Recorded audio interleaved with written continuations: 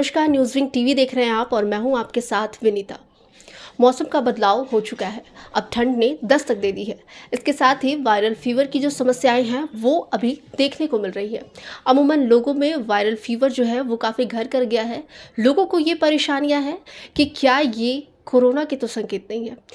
ऐसी काफ़ी सारी तमाम चीज़ों के बारे में और तमाम सवालों के साथ आज मैं मौजूद हूँ होम्योपैथी विशेषज्ञ, साथ ही आयुष के सदस्य चुने गए डॉक्टर राजीव सर के पास। सर, आपका पहले बहुत बहुत स्वागत है हमारे न्यूज़ विंग चैनल। स्वागत है आपका और आपके सभी दर्शकों का न्यूज़ विंग चैनल का। और मैं डॉक्टर राजीव कुमार, अभी मैं आयुष एडवाइजरी कमेटी का मैं मेंबर नियुक्त हुआ हूँ। झारखंड सरकार के द्वारा मुझे नियुक्त किया गया है। सर, सबसे पहले तो आपको बहुत बहुत शुभकामनाएं हो इस चीज़ के लिए कि आपने आयुष में सदस्य चुना गया है। सर, हमारा सबसे पहला सवाल तो यही होगा कि अभी जो वायरल फीवर ज़्यादा चल रही है, लोगों को ये भ्रांतियां हो गई है कि कहीं ये कोरोना के नए वेरिएंट के तो संकेत नहीं है, क्योंकि जो वायरल फीवर पहले 2 से 3 दिन तक रहता था वो अब हफ्ते भर से ज़्यादा शुरू हो चुका है। तो इसके बारे में क्या कहें? ये कोरोना के नए वेरिएंट का कोई संकेत नहीं है। आमतौर पर हम लोग देखते हैं कि जब भी मौसम चेंज होता है, जैसे हम देखते हैं गर्मियों से हम लोग बरसात में आते हैं, बरसात से हम लोग सर्दी में, कि जब मौसम चेंज होता है, वेदर चेंजेस को हम लोग बोलते हैं, उस समय ये वायरल फीवर का चांसेस काफ़ी ज़्यादा देखने को मिलता है। इसमें हम लोग सर्दी, खांसी, कफ, बॉडी पेन, बॉडी एक, और अभी एक नई अभी हम लोग के यहाँ बीमारी थोड़ी फैली हुई है, डेंगू और टाइफाइड। तो इसलिए इन चीज़ों को कोरोना से ना जोड़ के हम लोग इसको वायरल और मौसमी बीमारी के रूप में इसको हम लोग देख सकते हैं। और इन बीमारियों में होम्योपैथिक और इन बीमारियों में हमें बचाव के से हम अच्छे से इसको निपट सकते हैं इन चीज़ों को।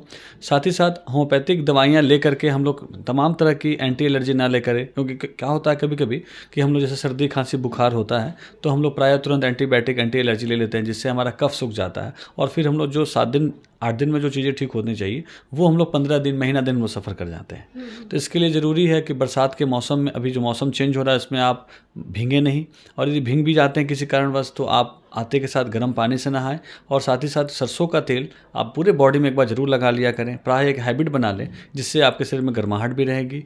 और गर्म पानी का सेवन ज़्यादा से ज़्यादा करें और साफ़ सफाई पे ध्यान रखें, तो इन वायरल से भी बचा जा सकता है। जी सर, आपने कही कि अभी जैसे कि मौसम चेंज हो रहा है तो इसके लिए ज़रूरी है कि आप सरसों का तेल का इस्तेमाल करें। बहुत सारे लोग होते हैं जो इस वक्त पे अपने आहार विहार का बेहतर ख्याल नहीं रख पाते, तो इस वजह से भी उन्हें काफ़ी सारी परेशानियां होती है। तो आहार विहार का बेहतर ख्याल रखा जाए, इसके लिए हमारे दर्शक क्या कुछ करें? जैसे आमतौर पर हमारा अपना जो एक नॉर्मल आदमी का एक दिनचर्या होती है कि हम लोग को कम से कम दिन भर में 4 बार ज़रूर अल्पाहार लेना चाहिए। जैसे कि हम लोग, मेरा अपना मानना है, जो 8 बजे, 12 बजे, 4 बजे, 8 बजे, हर 4 घंटे के अंतराल पे हम लोग को कुछ ना कुछ खाना चाहिए। साथ ही साथ जो भी खाना खाएं हम लोग गर्म खाना खाएं, ताज़ा खाना खाएं, फ्रेश खाना खाएं। फ्रिज का रखा कोई भी सामान, चाहे सब्जी हो, चाहे आप फल हो, इन चीज़ों का सेवन ना करें। ऐसा कोई भी जगह नहीं है जहाँ पर हम लोग आसपास फल या सब्जियाँ नहीं मिलती हैं। खासकर झारखंड राज्य में तो ये प्रायः हर जगह अच्छे से अवेलेबल है। तो हम ताज़ा सामान खरीदें और ताज़ा चीज़ों को खाएं। खाना भी जब खाते हैं तो गर्म खाना खाएं। सुबह की सब्जी हम लोग प्रायः फ्रिज में रख करके रात तक खाते हैं, गर्म करके खाते हैं। ये सब हमारे आहार में हमारे लिए अच्छी बात नहीं है, हमारे सेहत के लिए भी अच्छी बात नहीं है। खासकर बच्चों के लिए हम लोग जब भी अभी सो रहे हैं तो पंखा का वॉल्यूम कम रखें और फुल कपड़ा पहन के हम लोग सोएं, और बहुत स्पीड में पंखा चला के ना सोएं। जिनको भी कोल्ड एलर्जी है, जैसे सर्दी, खांसी, कफ उनको फ्रीक्वेंट होता है, या हेरिडिटरी उनको कफ खांसी की शिकायत रहती हो, तो खासकर उनको ज़्यादा एहतियात की ज़रूरत है कि हमें अपने खान पान के प्रति, और जो चीज़ सूट ना करे, जैसे हम ठंडा जिसकी तासीर हो, जैसे ठंडी चीज़ें ना खाएं। ठंडी चीज़ें में जैसे जिसको सूट करे तो खाएं, ना करे तो बिल्कुल ना खाएं। जैसे केला, हम अंगूर, नारंगी, मौसम्बी, अमरूद, शरीफा, ये सब ठंडी चीज़ें होती हैं। यदि कफ कोल्ड रहे तो उसको विदिन 1 वीक 2 वीक तक कम से कम इससे एहतियात जरूर बरतें।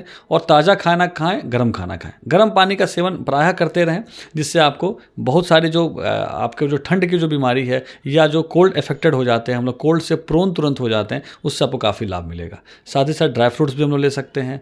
हम लोग जूस के जगह हम लोग सूप ले सकते हैं। ये सब तमाम चीज़ों का उपयोग करके आहार विहार को चेंज करके, और आहार विहार पे खास तौर पे ध्यान देके जो सूट करे वो खाएं, जो सूट ना करे ना खाएं। इस पर ध्यान देते हुए हम लोग इन चीज़ों से बचा जा सकता है। जी बिल्कुल, ये बहुत ज़रूरी है कि अभी इस वक्त पे आपको ज़्यादा खास रखने की ज़रूरत ये है कि वो आप अपने शरीर को गर्म रखें, गर्म चीज़ों का सेवन करें, जैसा कि डॉक्टर साहब ने बताया। दूसरी चीज़ हम ये जानना चाहेंगे सर कि अभी जो लोग अभी जूझ रहे हैं वायरल फीवर से, खास करके उन्हें गले की खराश की बात करें या सर्दी की बात करें, ज़ुकाम की बात करें, वो ज़्यादा बढ़ जाती है। तो इस वक्त पे वो क्या कुछ करें, क्या मतलब क्या वो दवाइयाँ होनी चाहिए या फिर किस तरीके से ख्याल रखें ताकि इन सब चीज़ों से निजात मिल सके? जैसे मेरा अपना मानना है कि होम्योपैथिक में एक फीवर टॉनिक दवा आती है। यदि आपको हल्की फीवर भी हो जाए तो आप उसको तुरंत सेवन करें, उसको 2-2 चम्मच 3 बार पिएं। और सबसे बड़ी होम्योपैथिक में अच्छी खासियत क्या है कि एलोपैथी की कोई भी दवाइयाँ, यदि आप फीवर होता है बच्चे को हो या बड़े को हो या बुजुर्गों को हो, तो हम लोग प्रायः देखने को मिलता है कि हम लोग 4 घंटे के अंतराल पर हम लोग फीवर की दवा रिपीट नहीं कर सकते हैं। लेकिन होम्योपैथी की कोई भी फीवर की दवाइयाँ आप हर 1-1 घंटे पे भी, आप ज़्यादा फीवर है तो 1-1 घंटे पे आप रिपीट कर सकते हैं, जिससे आपको within half an hour, 1.5 hour, आपको 1.5 घंटे होते होते फीवर आपके टूट जाएंगे। तो इन चीज़ों को आपको हमेशा ध्यान रखना है कि इन चीज़ों के लिए फीवर टॉनिक लें। कफ के लिए हमारे कफ सिरप होम्योपैथी की बहुत अच्छी आती है, चाहे किसी प्रकार की खांसी क्यों ना हो, उसका नाम है RL-32 कफ सिरप, आप ले सकते हैं। 2-2 चम्मच 3 बार गर्म पानी के साथ लें तो ज़्यादा फ़ायदा करेगा। और जैसे सूखी खांसी हो, गीली खांसी हो, और तो इसमें सभी प्रकार के खांसी में काम आएगा। रही बात गले की थ्रोट के लिए, तो होम्योपैथिक में सिम्टम्स के आधार पर दवाएँ दी जाती हैं, जैसे बेलाडोना, रस्टक्स, आपको ब्राइटाकार, फैटोलका, डेक। इन दवाइयाँ हम लोग 4-5 तरह की दवाइयाँ जो होम्योपैथिक की हैं, यदि हम लोग घर पे भी रखें तो इन चीज़ों से आपको कहीं डॉक्टर के पास जाने की जरूरत नहीं पड़ेगी। घर पे रहते हुए आप इन दवाइयों से आप अपने आप को ठीक कर सकते हैं। बिल्कुल, ये एक बहुत बड़ी बात है। खास करके सर हम आपसे पर्सनली जानना चाहेंगे, क्योंकि एज अ डॉक्टर आपकी क्या दिनचर्या होती है, ताकि लोग भी उससे जाने कि एक लोग को अपने आप में मतलब क्या कुछ बदलाव करने की ज़रूरत है, और आप अपने दिनचर्या को किस तरीके से मेंटेन करते हैं ताकि आप भी बिल्कुल एकदम स्ट्रांग है और बिल्कुल अच्छे हैं। सबसे पहले क्या है कि हमें कंप्लीट 8 घंटे की नींद लेनी चाहिए। 24 घंटे तो सभी के लिए है, और हमारे हम जितने भी हम लोग हैं, हम सभी के शरीर का हार्डवेयर एक है, हम लोग का सॉफ्टवेयर अलग अलग होता है। क्योंकि हार्डवेयर एक है, हम लोग, भगवान ने हमें सभी का हार्डवेयर एक बनाया है। तो होता क्या है कि हम जैसा इसका रख रखाव रखेंगे वैसा हमारी दिनचर्या होगी।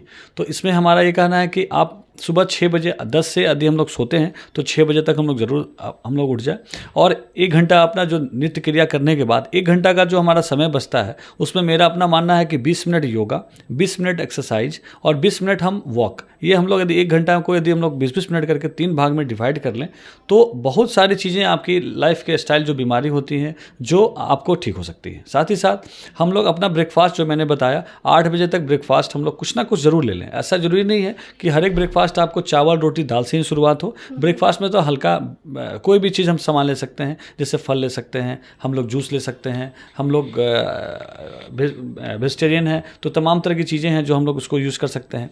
साथ ही साथ 8 बजे, 12 बजे, 4 बजे, 8 बजे एक दिनचर्या जरूर रखें कि कुछ ना कुछ अल्पाहार हम लोग लेते रहें कि हमारा एंजाइम और बॉडी का जो हमारा मेटाबॉलिज्म है वो मेंटेन रहे।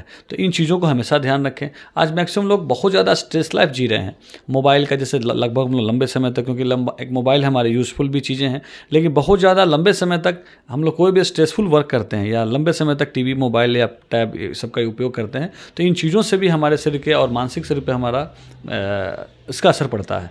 जब मन स्वस्थ नहीं होगा तो तन भी स्वस्थ नहीं हो सकता है। सर ने हमें बताया कि ज़रूरी है कि आप मन के साथ साथ तन से भी तंदुरुस्त रह सकते हैं, और निरोगी काया रहने के लिए आपको ज़रूरी चीज़ें हैं जो हमारे डॉक्टर साहब ने आप तक पहुंचाई है। उम्मीद है कि आप इन सारी चीज़ों का इस्तेमाल करेंगे और ये सारी बातें आप अपने दिनचर्या में इस्तेमाल भी करेंगे ताकि आप बिल्कुल स्वस्थ हो सके। सर, इतनी अच्छी और इतनी बेहतर जानकारी देने के लिए बहुत शुक्रिया। न्यूज़ विंग का भी धन्यवाद, और न्यूज़ विंग के दर्शकों के भी मेरी तरफ से धन्यवाद कि आप इस न्यूज़ विंग के माध्यम से आप एक अच्छा अवेयरनेस फैला रहे हैं, हेल्थ के प्रति लोगों को जागरूक कर रहे हैं। इसके लिए आपकी पूरी टीम को, पूरी आपके संस्थान को मेरी तरफ से बहुत बहुत शुभकामनाएं। जी, बहुत शुक्रिया सर। दर्शकों, फिर मुलाकात होगी, देखते रहिए news wing. Four Seasons, a multi-cuisine family restaurant. First restaurant which is based on the theme of 4 different seasons.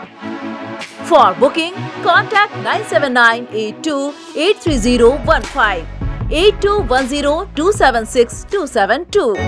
First floor, our Platinum Bajaj near Khalifa Tower, Kanki Road, Ranchi.